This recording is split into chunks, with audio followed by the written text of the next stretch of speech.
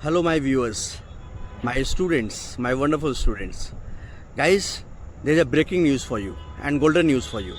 UP APO की जो vacancy है उस पर रिट पे बहस हुई है और आप मान करके चलो कि जैन के एंड में आपका एग्ज़ाम हो जाएगा या फिर फेब के स्टार्ट में आपका एग्ज़ाम हो जाएगा। मतलब कि आपके पास मुश्किल से अब 3 महीने बच रहे हैं, 3 महीने भी नहीं है। तो पूरी तैयारी, पूरी ताकत लगा दीजिए, सब कुछ त्याग दीजिए, आपका करियर बन जाएगा। आप एपीओ का एग्ज़ाम क्वालिफाई कर लोगे और एपीओ और जुडिशल सर्विसेज का एग्ज़ाम लगभग सेम पैटर्न पे है, तो आपका जुडिशरी भी प्रिपेयर होता चला जाएगा। आप एपीओ बन जाना, फिर जुडिशल सर्विसेज दे देना, फिर जज भी बन जाना, राइट। ये सब कुछ पॉसिबल है। खैर, मैं आपको थोड़ा सा तोड़ करके बताता हूँ कि हुआ क्या है। मैंने पहले भी आपको बताया था कि यूपी में एपीओ की वैकेंसी आ रही है, उस पे रिट भी फाइल हुआ था, ये भी बताया था मैंने।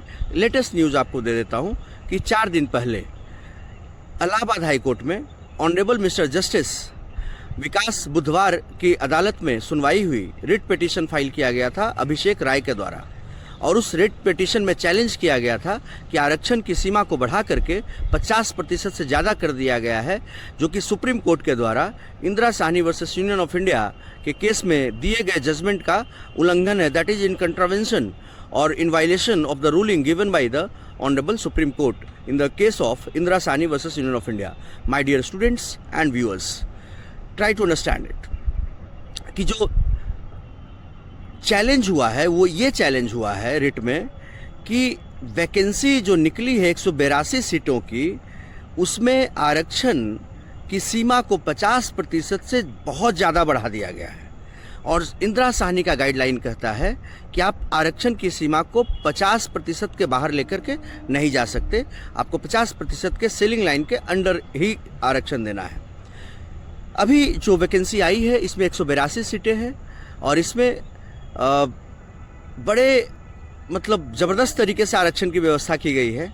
आप सुनिएगा तो आपको भी बड़ा अजीब लगेगा कि 182 सीटें हैं। कितनी है? 182, 182, जिसमें कि हाईएस्ट शेड्यूल्ड कास्ट के लिए रिजर्व की गई है 67, ओबीसी के लिए रिजर्व की गई है 61,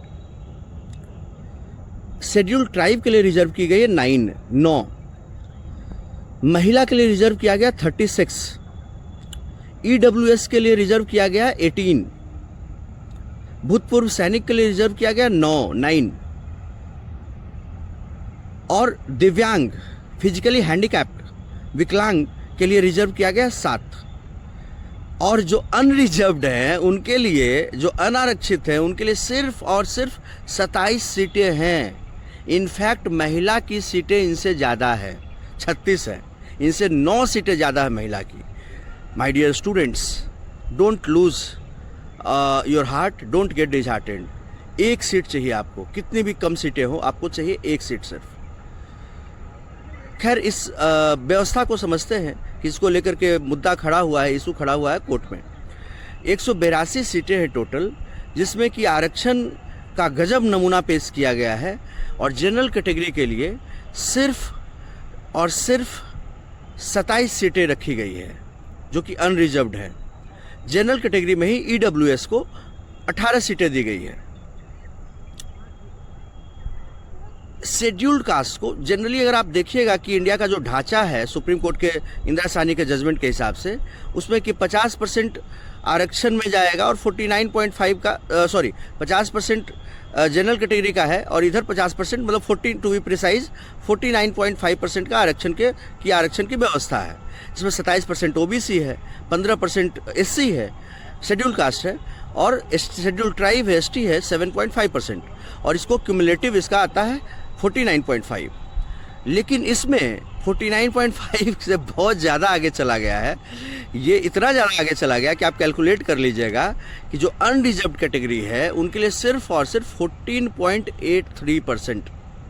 मतलब कि अगर आप जो ईडब्ल्यूएस को दिया गया है, पहले ही क्लियर किया गया था कि ईडब्ल्यूएस का आरक्षण जो ऑलरेडी आरक्षित कोटा है उससे नहीं लिया जाएगा, वो जनरल कैटेगरी से लिया जाएगा। मतलब जनरल कैटेगरी का जो 50% है उससे 10% लिया जाएगा।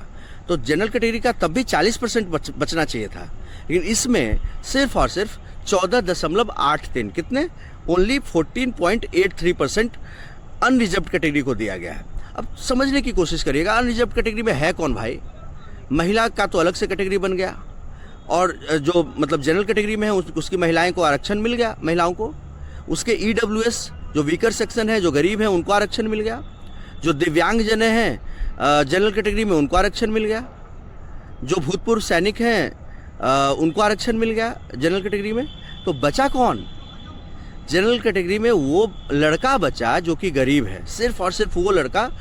उसका एक ही अपराध है कि वो जनरल कैटेगरी में पैदा हुआ और वो गरीब है, तो उसको कोई आरक्षण नहीं मिलेगा। वो जनरल कैटेगरी में पैदा हुआ और वो लड़की पैदा नहीं हुआ, ये उसका अपराध है। वो जनरल कैटेगरी में पैदा हुआ और वो दिव्यांग नहीं हुआ, ये उसका अपराध है।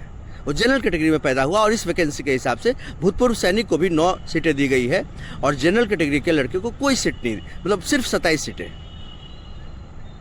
और जितनी अनारक्षित की 27 सीटें हैं, और इससे लगभग 2.5 गुना ज़्यादा सिर्फ शेड्यूल्ड कास्ट की सीटें हैं, 67, और लगभग उतना ही OBC अदर बैकवर्ड कास्ट की सीटें हैं, 61। सिर्फ महिलाओं की सीटें इनसे 9 ज़्यादा है, 36, only 14.83। This is just highly deplorable, embarrassing to say the list as a lawyer. कुछ भी हो, माननीय सुप्रीम कोर्ट की जो व्यवस्था है उसको मानना चाहिए, मुझे मानना चाहिए, आपको मानना चाहिए। पूरे भारत संविधान से चलता है, और संविधान को इंटरप्रेट करने का राइट सुप्रीम कोर्ट के पास है, ऑनरेबल सर्वोच्च न्यायालय के पास है, माननीय सर्वोच्च न्यायालय ऑनरेबल सुप्रीम कोर्ट के पास है। हम सबों को मानना चाहिए, सरकार को मानना चाहिए।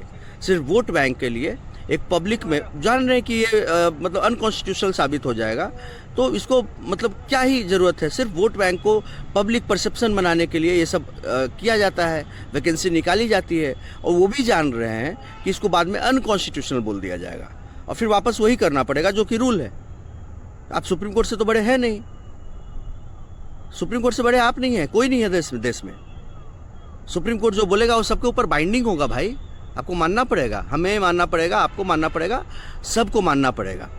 तो ये सारी रूलिंग है, और 12 नवंबर को अगली पेशी का डेट दिया गया है। इस पे अगली सुनवाई 12 नवंबर को होगी, जिसमें उत्तर प्रदेश की सरकार को अपना पक्ष रखना होगा और उत्तर प्रदेश के लोक सेवा आयोग को अपना पक्ष रखना होगा। My dear viewers, my dear students, जो हमारी APO की बैचेज चल रही हैं, और नई बैचेज भी स्टार्ट हो रही है, ऑफलाइन क्लासेस भी चल रही है। आप पटना में हैं, बिहार में हैं, तो ऑफलाइन क्लासेस कर सकते हैं। यूपी में है और अलग अलग शहरों में है, राज्यों में है, तो हमारे ऐप पे classes, live classes, daily 2 classes, GK GS भी अलग से, लॉ पेपर तो है ही है, सब कुछ की क्लासेस की अलग से व्यवस्था की गई है। मॉक टेस्ट सीरीज चल रहे हैं, तो सब कुछ किया गया है। आप please you can stay tune on that, and we'll keep updating you about the upcoming developments taking place in the Honorable High Court of Allahabad। 12 नवंबर को अगली तारीख है, तो उस दिन क्या होता है मैं अगले वीडियो में बताऊंगा। तब तक के लिए आप पढ़ाई शुरू कर दीजिए, क्योंकि सिर्फ और सिर्फ 3 महीने बचे हैं। So gear up, please pull up your socks, burn the midnight oil and let it loose, work harder than hardest, achieve glory. मिलते हैं 12 तारीख को अगले वीडियो में लेटेस्ट अपडेट के साथ। Thank you everyone for watching. जय हिंद, जय श्री राम।